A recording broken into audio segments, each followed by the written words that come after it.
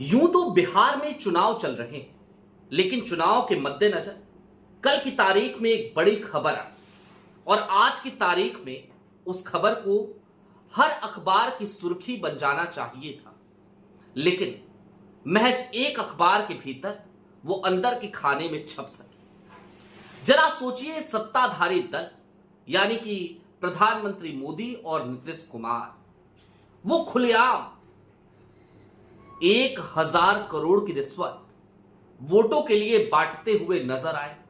उसके बाद विपक्ष यानी कि इंडिया अलायंस महागठबंधन वो उसकी शिकायत करे और ज्ञानेश कुमार सोते हुए नजर आए, तो इसे क्या ही कहिएगा। क्या आज की तारीख में इसी तरीके से चुनाव होंगे और क्या इसे निष्पक्ष चुनाव कहा जा सकता है? सारी बातें जरा विस्तार से करेंगे। नमस्कार, मैं स्वप्निल और आप मुद्दा देख रहे हैं। दोस्तों, आगे बढ़े उससे पहले एक छोटी सी अपील। मुद्दा इन दिनों एक गंभीर आर्थिक संकट से जूझ रहा है। एक तरफ हमारे मेन बैंक अकाउंट्स फ्रीज चल रहे हैं, दूसरी तरफ हमारे पुराने चैनल को लंबे समय तक डिलीट किया जा चुका था। ऐसे में डे टू डे ऑपरेशंस में होने वाली समस्याओं के लिए हमें आपसे अपील करनी पड़ रही है। यदि आप चाहें, यदि आप सक्षम हो, तो छोटी छोटी मदद मुद्दा की जरूर कीजिएगा। इसके लिए आपके स्क्रीन पर क्यूआर कोड है, नीचे यूपीआई का नंबर है। फिलवक्त आप स्क्रीनशॉट ले सकते हैं। वीडियो को पूरा देखने के बाद आप मदद भेज सकते हैं।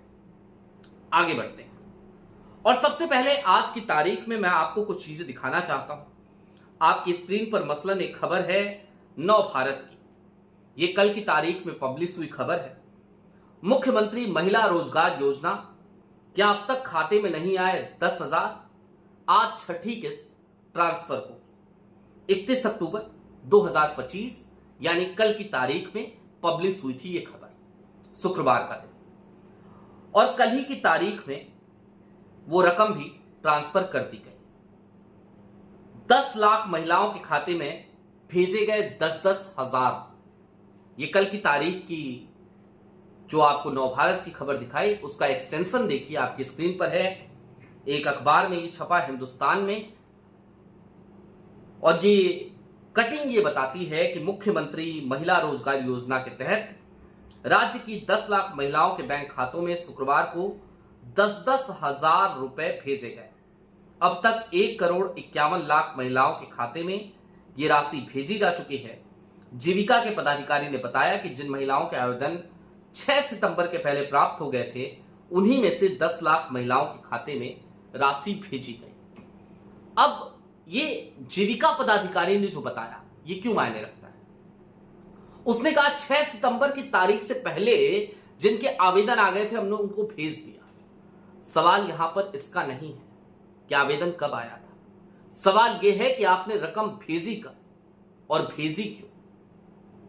आचार संहिता, जाहिर सी बात है, आप सब जानते होंगे, चुनावों के ऐलान के साथ ही, तिथि घोषित होने के साथ ही लागू हो जाती है।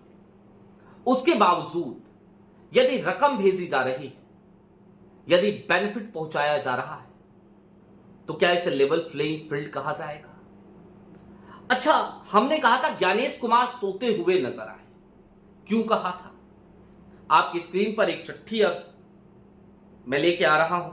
यह चिट्ठी है, मनोज कुमार झा हैं, आरजेडी के राज्यसभा सांसद हैं, राष्ट्रीय जनता दल के तेजस्वी यादव के राज्यसभा सांसद हैं। उन्होंने एक चिट्ठी लिखी चीफ इलेक्शन कमिश्नर यानी कि ज्ञानेश कुमार को आज की तारीख में, माफ कीजिएगा कल की तारीख में, आज की तारीख में चिट्ठी पब्लिक डोमेन में आई। Formal complaint regarding violation of model code of conduct, direct cash transfer under मुख्यमंत्री महिला रोजगार योजना बाय गवर्नमेंट ऑफ बिहार। और इसके आगे इन्होंने बताया कि मैंने एक फॉर्मल और स्ट्रांग प्रोटेस्ट कर रहा हूं मैं, क्योंकि वायलेशन है। और वायलेशन क्यों है? तो 10,000 रुपए भेजे गए हैं और ये जो पैसे हैं, ये जो पैसे भेजे गए हैं, ये मॉडल कोड ऑफ कंडक्ट की अवहेलना करते हैं, उसके नियमों की धज्जियां उड़ाते हैं। लेकिन मनोज कुमार झा ने अपनी कंप्लेन कर दी। नीतीश कुमार ने इससे पहले भी पैसे भेजे थे, आपको याद होगा वो तमाम तारीखें, कैसे पहले प्रधानमंत्री ने पैसे भेजे, फिर मुख्यमंत्री नीतीश कुमार ने भेजे, फिर जिस दिन चुनावों का ऐलान हुआ, 3 बजे चुनाव का ऐलान होना है, उससे पहले 1 बजे के आसपास फिर से नीतीश कुमार ने पैसे भेज दिए थे 25 लाख महिलाओं के खाते में। उस समय भी देश के बहुत सारे जिंदा दिमाग के लोगों ने, यहां तक कि एक आईपीएस है नागेश्वर राव, सीबीआई डायरेक्टर, उन्होंने इसे रिश्वतखोरी का नाम दिया था। कहा था कि चुनाव आयोग अगर इस देश में जिंदा है तो उसे इस कृत्य को रिश्वतखोरी के तौर पे देखना चाहिए और इस पर कोई एक्शन लेना चाहिए। लेकिन वो दिन और आज का दिन, ना तो तब कोई एक्शन हुआ। आज की तारीख में मनोज झा की ये कंप्लेन जा चुकी है, उसके बाद भी कोई एक्शन होगा या नहीं होगा, हम सब इस बात को भली भांति तरीके से जानते हैं।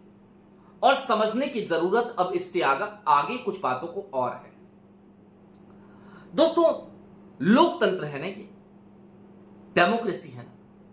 डेमोक्रेसी का मतलब क्या होता है और डेमोक्रेसी का बुनियादी तकाजा क्या होता है? निष्पक्ष तौर पर चुनाव हो, जनता अपने प्रतिनिधियों का चुनाव कर सके। बिहार में चुनाव है, जनता जिसे चुनेगी। और इसके लिए तमाम दलों को लेवल प्लेइंग फील्ड मुहैया कराया जाए। और लेवल प्लेइंग फील्ड मुहैया कराने की जिम्मेदारी किसके कंधों पर यह बोझ है? तो निश्चित तौर पर इस देश के चुनाव आयोग पर, ज्ञानेश कुमार पर। बात इतर है, ज्ञानेश जी शाह साहब के दुलारे हो सकते हैं, उनका लंबा कार्यकाल शाह साहब के साथ गुजरा है, अमित शाह साहब देश के गृह मंत्री, उनके साथ गुजरा है, वो सारी बातें एक तरफ। लेकिन उसके बावजूद आज की तारीख में वो जिस संवैधानिक पद पर बैठे हैं, उनके ऊपर ये तमाम जिम्मेदारियां हैं। और उसके बावजूद वो इस तरीके की तमाम हरकतों पर बिल्कुल ही नजर झुकाए बैठे, आंखें बंद किए बैठे, सोए बैठे। दीपावली से पहले एक फैसला लिया बिहार सरकार ने और उसके लिए चुनाव आयोग से अनुमति मांगी कि हम चाहते हैं कि जरा इस बार पैसे एडवांस में दे दे सबको त्योहार के लिए। चुनाव आयोग ने उस पर भी हामी भर दी। ये आम दिनों की बात होती तो कोई दिक्कत नहीं थी। चुनावों के ऐलान के बाद, आचार संहिता लागू होने के बाद, किसी सरकारी योजना की घोषणा होना भी जब आचार संहिता का उल्लंघन कंसीडर किया जाता है, तो फिर सवाल यह है कि ये जो छठी किस्त जारी की गई, क्या यह आचार संहिता का उल्लंघन नहीं है? जहां पर डायरेक्ट कैश ट्रांसफर किया गया। यूं तो इस देश का लेवल प्लेइंग फील्ड बिहार में उसी दिन समाप्त हो गया था जब प्रधानमंत्री नरेंद्र मोदी ने पहली बार 10-10 हजार की रकम चुनावों के ऐलान से लगभग 1 सप्ताह पहले जारी करी थी। तभी इस देश को समझ लेना चाहिए था कि इस देश में लेवल प्लेइंग फील्ड नाम की कोई चीज अब बची नहीं है। लेवल प्लेइंग फील्ड छोड़िए, चुनाव आयोग जैसी निष्पक्ष कोई एजेंसी भी नहीं बची है, कोई ऐसा आयोग भी नहीं बचा है। लेकिन बावजूद उसके कल की तारीख में तो हद ही हो गई।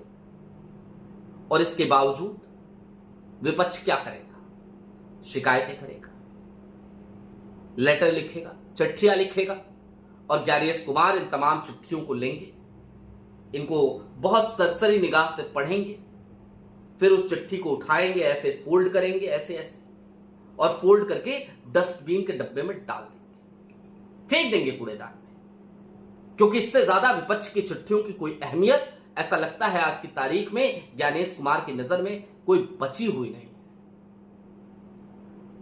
दोस्तों, चलते चलते इस बात को समझिए, और यह बात सिर्फ बिहार के लोगों के लिए मैं नहीं कह रहा, यह बात इस पूरे देश के उन तमाम जिंदा दिमाग के लोगों के लिए है, उन जिंदा दिमाग के मतदाताओं के लिए है, उन जिंदा दिमाग के जागरूक जिम्मेदार भारतीय नागरिकों के लिए है। जिम्मेदारी जब एजेंसीज नहीं निभा रही हैं तो आपको निभानी है। अपने आंख नाक कान खोल के रखने, देखना है इन तमाम स्थितियों को, इन तमाम परिस्थितियों को, और उसके हिसाब से आपको निर्णय लेना है। इस देश में लोकतंत्र हमारे लिए सबसे बड़ा उपहार है, क्योंकि इस देश का लोकतंत्र एक जिंदा लोकतंत्र हुआ करता था, आज भी है कमोबेश। चाहे जितनी भी कोशिशें इस लोकतंत्र की इमारत को ढहाने की गई हों, लेकिन फिर भी है। इस संविधान की हत्या के चाहे जितने प्रयास किए गए हों, लेकिन आज की तारीख में हम सबके अधिकार उसी संविधान के तहत निहित हैं। उन तमाम चीजों के बावजूद आज की तारीख में जब ये स्थितियां हमारे सामने आ रही हैं, तो हम सबकी जिम्मेदारियां बहुत ज्यादा बढ़ जाती हैं। हो सकता है जिन 10,000 महिलाओं के खातों में आज की तारीख में जब पहले फेज का मतदान बमुश्किल आज 1 तारीख है, 5 दिन बाकी है, तब पहुंचा हो उनके पास, तो बहुत हद तक संभव है कि वो जागरूक ना हो इस चीज को लेकर। उन्हें लगे कि 10,000 रुपए मिल गए हैं तो ये वोट देने के लिए मिले हैं, चलो वोट दे आते हैं। लेकिन नहीं, आपके वोटों की कीमत 10,000 रुपए नहीं है। आपके वोटों की कीमत 1 लाख रुपए नहीं है। अरे आपके वोटों की कीमत 1 करोड़ भी नहीं है, 10,000 करोड़ भी नहीं है, 1 लाख करोड़ भी नहीं है। आपके वोटों की कीमत जानते हैं क्या है? आपके वोटों की कीमत है आपका भविष्य। आपके वोटों की कीमत है आपका मुस्तकबिल। आपके वोटों की कीमत है आपके बच्चों की पढ़ाई, आपकी दवाई। आपके वोटों की कीमत है अगली पीढ़ी के लिए समुचित रोजगार की व्यवस्था। आपके वोटों की कीमत है आपके क्षेत्र, आपके राज्य, आपके देश का विकास। अगर इन तमाम चीजों से कॉम्प्रोमाइज कर सकते हैं आप महज 10,000 रुपयों में, तो बात इतर है। अन्यथा सनद रहे इस बात का कि 10,000 आपको रिश्वत दिए गए हैं। इस रिश्वत को स्वीकार करना है या नहीं करना है, यह आपको सोचना है, क्योंकि रिश्वत जब भी कोई स्वीकार करता है वो अपने ईमान से दगा करता है। और जब मताधिकार के लिए रिश्वत मिल रहा हो और वहां पे आप रिश्वत लेकर ईमान से दगा करें, तो समझिए कि आप इस देश से दगा कर रहे हैं, इस लोकतंत्र के साथ गद्दारी कर रहे हैं, इस देश के साथ गद्दारी कर रहे हैं। अभी के लिए दीजिए इजाजत। चलते चलते फिर वही अपील, चैनल पे नए हो तो सब्सक्राइब करते हुए जाइएगा, सक्षम हो तो छोटी छोटी मदद मुद्दा की जरूर कीजिएगा। बहुत शुक्रिया।